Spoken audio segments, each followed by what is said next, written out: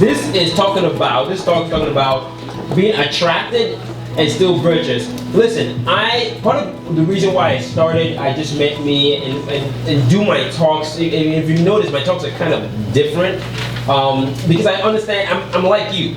I am you, the young adult, really trying to figure out the best way to handle this relationship thing. And I understand that attraction is very, very powerful. Sometimes it happens so fast, and now you're like, I got a call a couple of weeks ago, and they were like, yeah, I know what I'm supposed to do and all that good stuff, but like I met somebody and like I'm completely freaked out right now. I have no idea what to do. I really like this guy, and I think we're gonna go somewhere. I'm like, slow down, calm down, right? So I understand that attraction can happen before you get that confirmation, and I also understand that there are many of you in relationships right now. You kind of have an idea of, yeah, I've confirmed, but you're not married yet. And so you still have to understand how to deal with attraction while on your way to get there. Okay, here we go. Maintaining virtue in relationships and some fresh perspectives on what you may already know. Number one, we're talking about being attracted and still virtuous. Number one, we have to put attraction in its place.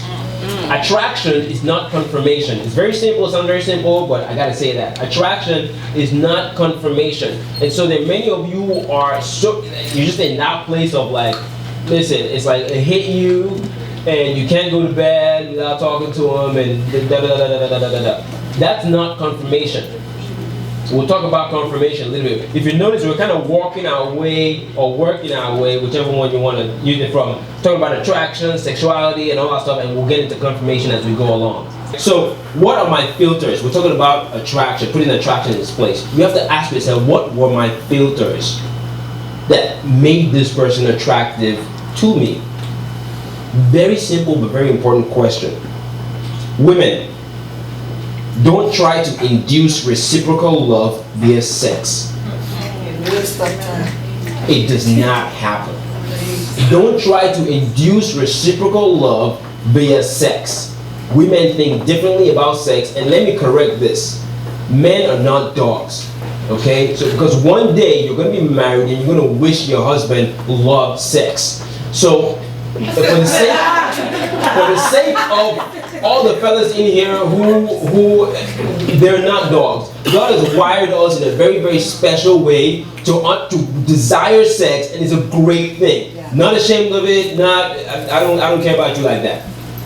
But it's in the right context, marriage, and so it's your job, and God will give you women wisdom how to maintain the pride of this man during your courtship and your relationship, without damaging, because a lot of women damage a lot of men and they don't know it by having that place of, well, I'm don't touch me, I have more to lose. Don't do that, because if you guys actually get married, you're expecting this guy to transition from don't touch me's to all right, baby, come touch me.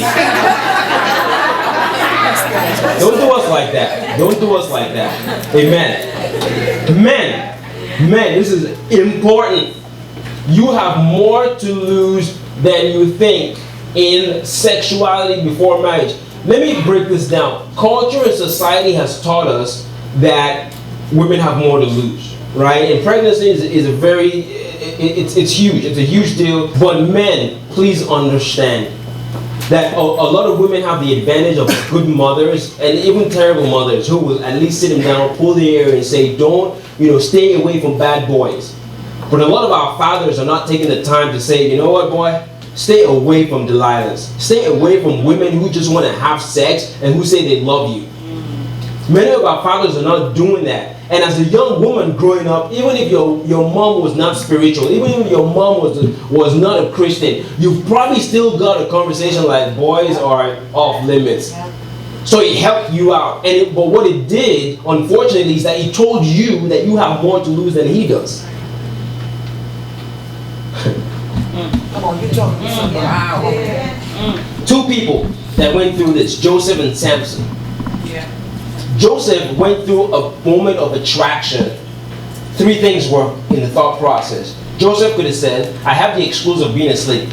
Let me just break down a couple of things for you. If you were a slave in that time in Egypt, Listen, you did exactly what your master said. Your body, your soul, your very life hung in the words of your master. Anybody seen shows like movies like Gladiator, Spartacus? Listen, if you are a slave in that context, you belong to the master. So don't think that what Joseph did was very light, because by denying that woman and by running away, he's lucky he went to jail. Let me put it that way.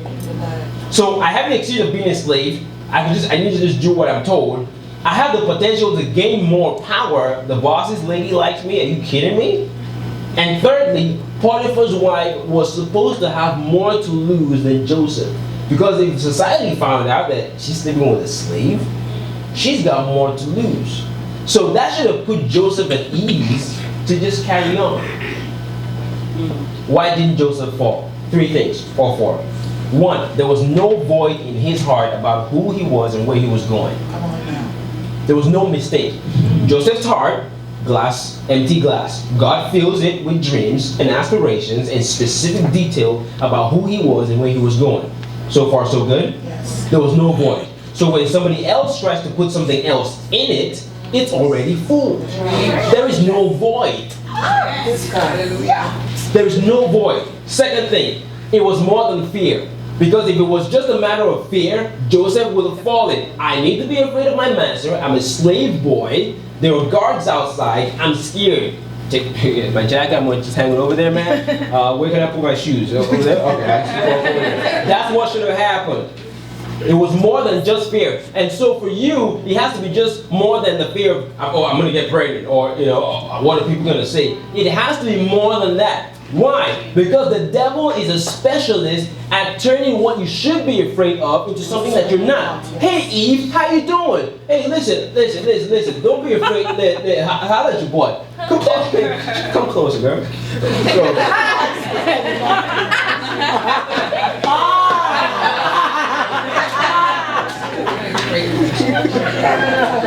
This fruit right here, listen, for real, you shouldn't be afraid of it. All it is is that you know the difference between good and evil. That's all it is. That's all it is.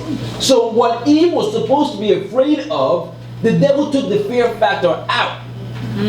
So if you're dependent on, I'm just scared of being pregnant, one day it'll hit you, and the devil, and I pray this does not happen to you, but it hits certain people and they're like, wait, so what if I do get pregnant? I mean, I'm making money right now. I'm in love with him. We're on the way to getting married. You see how that works? So it's got to be more than fear. Lastly, Joseph was environmentally conscious.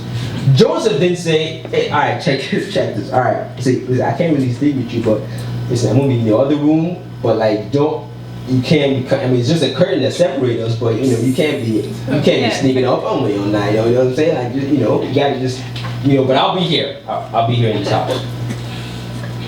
Joseph was environmentally conscious, so you made sure that he was out of the environment completely. Left his jacket. Like, I like this jacket right here. I think when I'm married, because if I was married, I'd probably come back to this jacket right here. Right?